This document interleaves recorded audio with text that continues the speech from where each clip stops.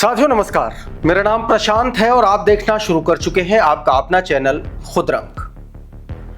दोस्तों, असदुद्दीन ओवैसी और उनके भाई ने भारतीय जनता पार्टी और योगी आदित्यनाथ की भारतीय जनता पार्टी की सरकार पर मस्जिदों पर चलाए जाने वाले बुलडोजर, मुसलमानों पर चलाए जाने वाले बुलडोजर एक्शन को लेकर के बहुत करारा और बहुत तगड़ा हमला बोला है। सबसे पहले मैं आपको उस खबर के बारे में बताऊंगा कि दरअसल ओवैसी ब्रदर्स ने क्या कुछ बोला है, क्या कुछ बयान दिया है। अकबरुद्दीन ओवैसी का यह बयान बहुत ज्यादा चर्चा का विषय बना हुआ, उसके बारे में आपको बताने की कोशिश करेंगे। बताऊंगा कि कैसे नरेंद्र मोदी की फजीहत उत्तर प्रदेश में हुई, मुख्यमंत्री योगी आदित्यनाथ की मौजूदगी में सरेआम भरे मंच से प्रधानमंत्री नरेंद्र मोदी को जैसे ही आए बोलना शुरू भी किया नहीं था और पब्लिक उठ करके चल दी, भाग खड़ी हुई।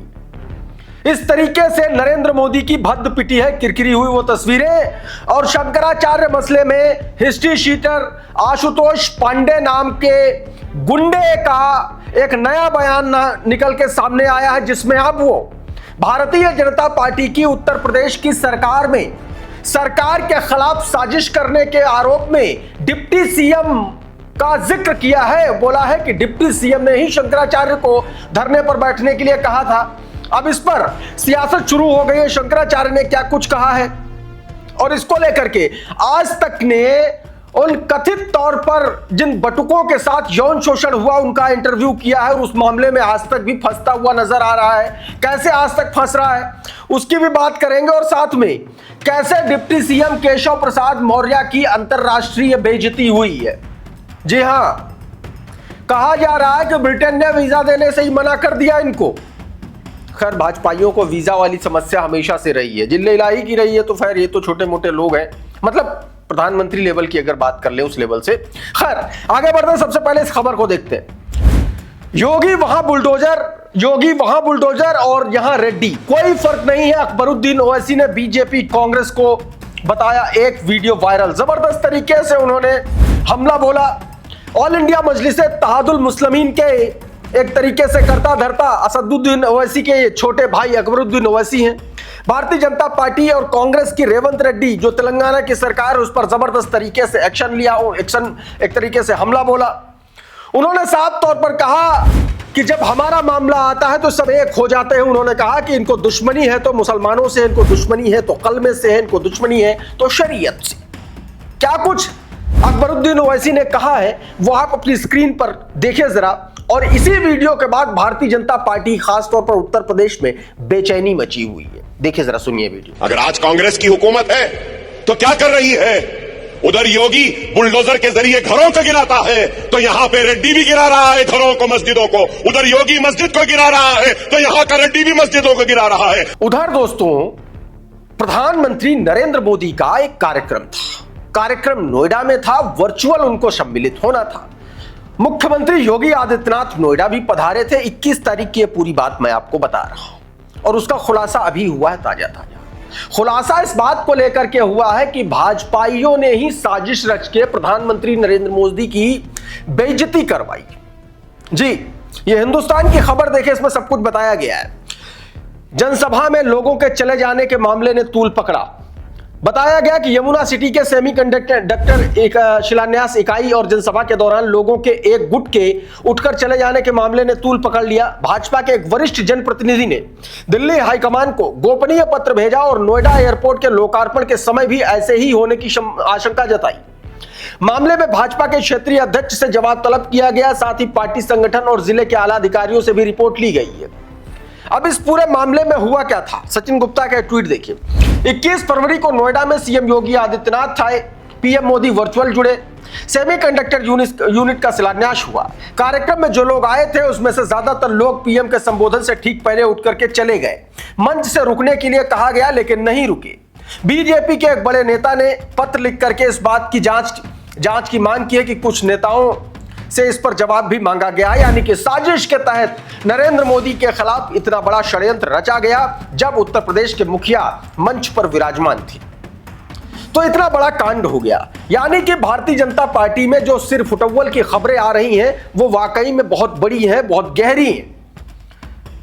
एक डिप्टी सीएम की दूसरे से नहीं बनती, सीएम की डिप्टी सीएम से नहीं बनती, सीएम की प्रधानमंत्री से नहीं बनती।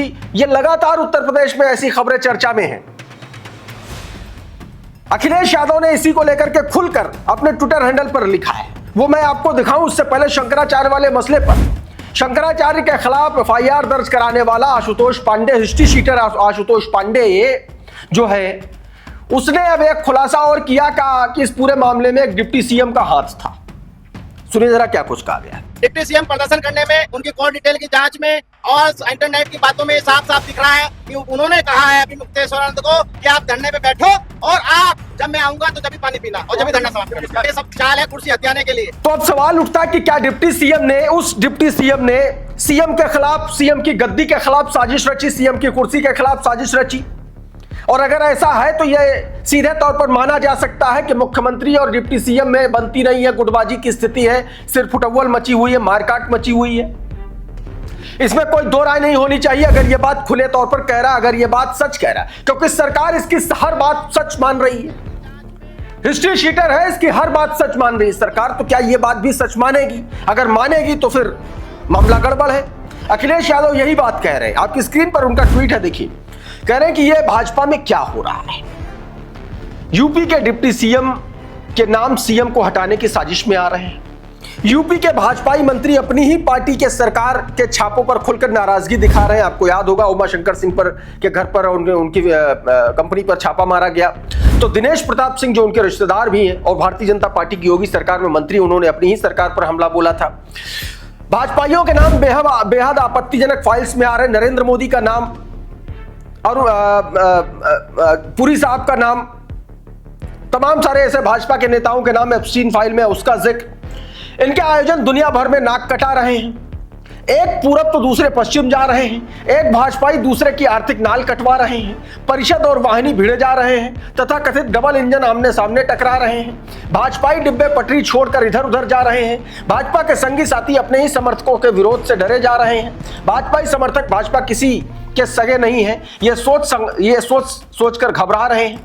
अखिलेश यादव ने एक बड़ा करारा प्रहार इस तरीके से किया है। दूसरी तरफ समाजवादी पार्टी को लेकर के जो जिस तरीके से उसने भाजपा पर हमला बोला है, उसको लेकर के ही अब शंकराचार्य को लेकर के भी बयान आया। शंकराचार्य ने साफ तौर पर क्या कुछ कहा है वो आपकी स्क्रीन पर है, जरा सुनिए। अरे भाई, आप लोग उनसे पूछते नहीं हो, जब आपके सामने वो वक्तव्य देते हैं तो आपकी घी बन जाती है। आप उनसे पूछ लेते कि कौन वाला, क्यों दो डिप्टी सीएम है, कौन वाला महाराज, जी महाराज आप पूछ लेते, लेकिन आपने जी महाराज से पूछा नहीं, अब हमसे पूछ रहे हैं। हम उनके मन की बात कहां से जान सकते हैं? अब जो आशुतोष पांडे ने बोला उस पर ही सीधे तौर पर पूछा, शंकराचार्य ने सवाल उठा दिया कि पूछना चाहिए ये सब आपके पास जानकारी कहां से आ रही? जो जानकारी पुलिस के पास नहीं है, जो जानकारी किसी बड़े अफसर के पास नहीं है, वो जानकारी हिस्ट्री शीटर आशुतोष पांडे के साथ कैसे?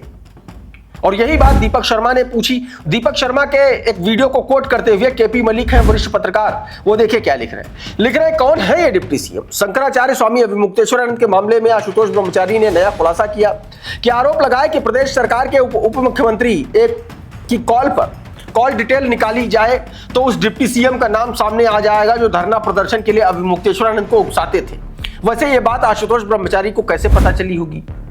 किसने बताया होगा? इस पर भी सवाल उठ खड़े हुए हैं। दीपक शर्मा के चैनल से क्रेडिट के साथ छोटा सा हिस्सा इसको देखिए जरा, आपको आगे ले चलते हैं फिर। लेकिन एक बात आशुतोष ब्रह्मचारी, हिस्ट्री शीटर ब्रह्मचारी ठोक कर कहते हैं कि जल्द ही पुलिस की जांच में एक डिप्टी सीएम का नाम खुलेगा, ओपन होगा। और मजेदार बात देखिए कि ब्रह्मचारी को वो सारी बातें पता लग जाती हैं वक्त से काफी पहले जो योगी की पुलिस करने जा रही है। अच्छा, इसी को लेकर के अभिषेक उपाध्याय ने भी सवाल उठाया। ट्वीट देखिए, बताया ये हिस्ट्री शीटर आशुतोष पांडे है कौन? कथित शोषण की मेडिकल जांच रिपोर्ट इसके पास, डिप्टी सीएम का कॉल रिकॉर्ड इसके पास, पुलिस की विवेचना का ब्यौरा ये दे रहा है, पुलिस के जिम्मेदार अधिकारियों के साथ ये दिख रहा है। संजय प्रसाद, आपके गृह विभाग में आउटसोर्सिंग के जरिए कोई बहुत बड़ी भर्ती तो नहीं हो गई? विभाग जल्दबाजी में विज्ञापन जारी करना भूल गया हो? सीधे तौर पर सवाल उठाया गया कि इतनी गोपनीय चीजें ये आदमी खुलेआम कैसे बोल रहा है, किसकी शय पर बोल रहा है, क्या इसके पास प्रमाण है, क्या तथ्य है? और तथ्य है तो ये सामने दिखाए, और नहीं है तो उस पर पुलिस से सवाल करना चाहिए। लेकिन हिस्ट्री शीटर से सवाल करने की हैसियत नहीं है उत्तर प्रदेश की। आप सोचिए क्या दिन आ गए। एक और सवाल आपको, एक और तस्वीर दिखाता हूं। ये आज तक का इंटरव्यू किया था आज तक के रिपोर्टर ने। इसमें देखिए लिखा है, जो इसने कहा कि यह खासकर बनारस में जोशीमठ है, वहां पर लगातार होता है यौन शोषण, यौन अपराध की बात हो चल रही है। वहां एक से एक वीआईपी लोग आते हैं विमुक्त शरण, मतलब एक तरीके से देसी एप्स्टीन फाइल बनाने की कोशिश चल रही है।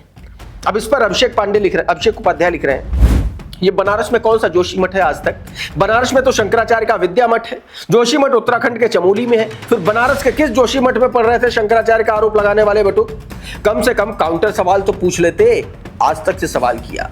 या फिर जिसने इंटरव्यू अरेंज करवाया था उसने काउंटर सवाल करने से मना किया था। पत्रकारिता की स्याही में एक दो सफेद अक्षर भी बचेंगे या सबके सब काले हो जाएंगे, इस तरीके से सवाल उठाया। और यही सवाल शंकराचार्य ने उठाया। शंकराचार्य ने साफ तौर पर यह कहा कि पॉक्सो एक्ट के तहत किसी भी दशा में पीड़ित की पहचान छुपी होनी चाहिए, ये कोर्ट ने कहा है। शंकराचार्य का सवाल है कि आज तक को यह किसने बताया कि यह पीड़ित है? आज तक के ने जिस बटुक का इंटरव्यू लिया वो बटुक कौन है और कैसे आज तक को पता चला कि यही वो असली पीड़ित है? और अगर पता चला तो उसकी पहचान किसने आज तक को बताई? बहुत सारे ऐसे सवाल हैं। सुनिए जरा शंकराचार्य क्या कह रहे हैं। कि वो बच्चे वही हैं, ये कौन वेरीफाई करेगा? आज तक ने शपथ पत्र पूर्वक कहां घोषणा की कि हम उन्हीं बच्चों को पेश कर रहे हैं। तो अब सवाल यह है कि आज तक को किसने बताया कि ये हैं पीड़ित? किसी ने बताया होगा। और ये प्रोसीडिंग पूरी क्लोज रहती है, या तो न्यायालय को पता होता है, या तो पुलिस को पता होता है, या तो शिकायतकर्ता को पता होता है, या तो बच्चों को पता होता है। इस बीच डिप्टी सीएम केशव प्रसाद मौर्य के साथ खेल हो गया। जरा ये देखिए, केशव मौर्य को ब्रिटेन ने वीजा नहीं दिया, केंद्र सरकार से एनओसी नहीं मिली, डिप्टी सीएम जर्मनी से लखनऊ वापस लौटे। बताइए, इतनी भयंकर बेइज्जती, नाक कट गई। केंद्र सरकार ने ही इनके साथ खेल कर दिया। आवेश तिवारी लिख रहे हैं कि मोदी जी के इजराइल दौरे का चौंका देने वाला असर हुआ है। नफरती भट्टी में तप रहे यूपी के डिप्टी सीएम केशव मौर्य को ब्रिटेन ने वीजा देने से इनकार कर दिया। वो बीच रास्ते से लखनऊ लौट रहे हैं। केशव जर्मनी से अपने शिष्टमंडल के साथ ब्रिटेन जाने वाले थे। आप सोच सकते हैं ऐसा क्यों हुआ होगा। अब एक और तो देखिए, इसमें सीधे तौर पर एप्स्टीन फाइल में जो नाम है और ब्रिटेन में जिस तरीके से उस पर एक्शन हुआ और फिर उसी सरकार के एक उप मुख्यमंत्री वहां जा रहे हैं, तो इस तरीके की बात। लेकिन इसके असली बात यह है कि एनओसी केंद्र सरकार से की तरफ से नहीं आई थी। अच्छा, इस बीच एक बयान आया गोंडा से है और उस बयान में एक पुलिस अधिकारी आईपीएस रैंक के वो ये कह रहे हैं कि जिसको होली से परहेज है वो घर से बाहर ना निकले। ये कौन सा तरीका होता है भाई? कोई घर से बाहर क्यों नहीं निकलेगा होली वाले दिन? ऐसा तो नहीं है, ऐसा तो नहीं है। और तमाम सारे लोग इसीलिए ये कह रहे हैं कि भैया अगर रंग से परहेज बाहर ना निकलो। और यही बात अगर बकरीद के दिन बकरे से परहेज है तो फिर क्या होगा? लोग पूछ रहे हैं ऐसा। पहले ये बयान सुनिए।